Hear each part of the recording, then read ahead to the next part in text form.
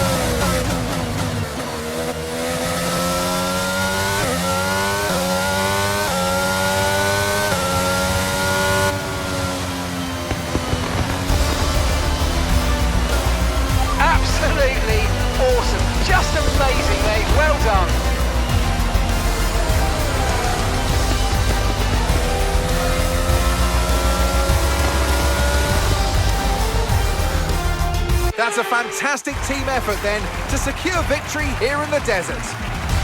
Anthony Davidson, how do you think they were able to set themselves apart today? Well, I honestly feel it was down to the driver and car today. I mean, we can talk driver skill all day, but if you don't have a solid team to back that, you're never going to get anywhere. When you hit that sweet spot of having both an excellent driver and an incredible car, that's when you see results like those we witnessed today. And I can see the drivers starting to approach the podium for the victory celebrations. A real team victory today. Everybody played their part. Congratulations then to Mercedes, your race winners.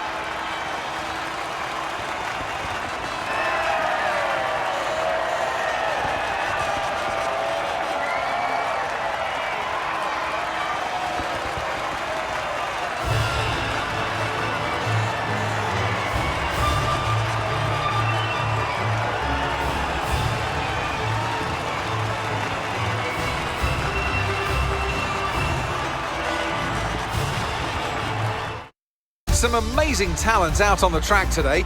But Anthony, who would you pick as your driver of the day? Well, for me, it's got to be Lewis Hamilton. The multiple world champion may be the boring choice at this point, but you can't argue that he's a driver deserving of his reputation. Well, what an end to another fantastic weekend of racing. Thanks to everyone who joined us, and we'll see you for the next one.